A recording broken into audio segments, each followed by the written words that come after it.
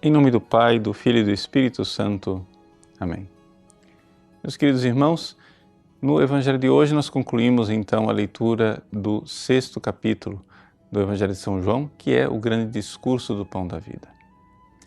Aqui a coisa se torna dramática. Em nenhum outro discurso de Jesus, ele foi abandonado de forma mais clara, mais evidente e não somente isso, por um número grande de fiéis. As pessoas estavam acreditando em Jesus.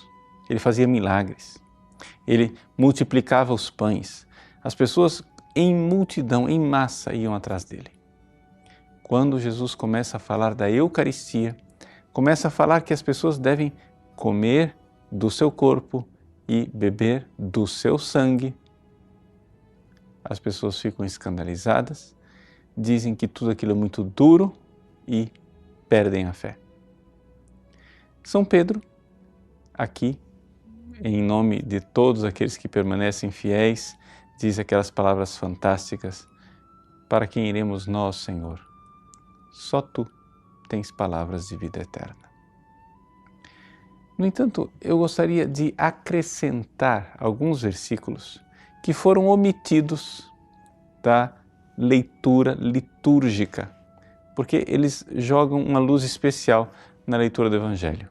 Ou seja, depois que São Pedro pronuncia estas palavras, Jesus diz assim: não fui eu quem vos escolhi? Os 12? E, no entanto, um de vós é um diabo. E Jesus falava de Judas Iscariotes que iria traí-lo. Vejam, nós estamos na festa da Páscoa.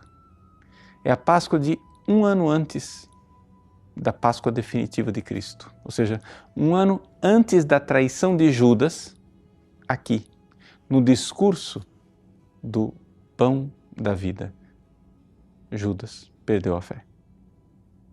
Judas apostatou. Antes de trair Jesus, Judas perdeu a fé.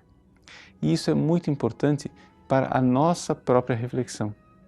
Por quê? Porque nós somos membros do corpo de Cristo, este corpo que ele está dizendo que nós temos que comer o seu corpo, beber do seu sangue. Pois bem, nós somos membros do corpo de Cristo se nós, batizados, temos essa realidade chamada fé.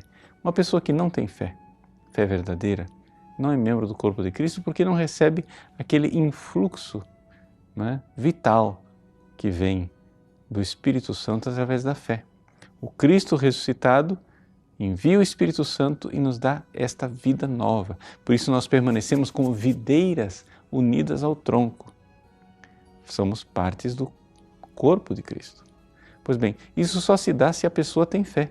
Agora acontece que Judas, neste momento, Judas que tinha fé, Judas que acreditava, Judas perde a fé. E não é de espantar, então, que um ano depois que Judas traiu Jesus, já havia acertado ali o preço das 30 moedas, não é, né, uma coisa admirável que seja exatamente no ambiente da última ceia. Que depois de ter recebido um gesto de Jesus, de dar a ele um pão imerso no molho, em sinal de apreço, quando Judas toma aquele pão, diz o Evangelho que Satanás entrou nele. E o evangelista São João, depois da saída de Judas do cenáculo, diz: era noite. Meus queridos, o discurso de Jesus a respeito da Eucaristia, ele é um divisor de águas.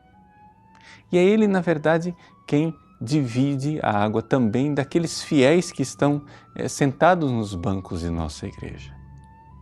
Por quê? Porque nos bancos de nossas igrejas estão pessoas que têm verdadeiramente fé e fazem parte do corpo de Cristo. E aquelas pessoas que duvidam da presença de Cristo na Eucaristia e só aparentemente são membros do corpo de Cristo e, infelizmente, como Judas, já perderam a fé e perderam a vida. Mas é fácil convertê-los, é fácil trazê-los de volta. Basta que eles façam um ato de fé confiante, a adoração eucarística, não é? A confissão dos seus pecados, para então novamente voltar a receber o corpo de Cristo, um arrependimento verdadeiro.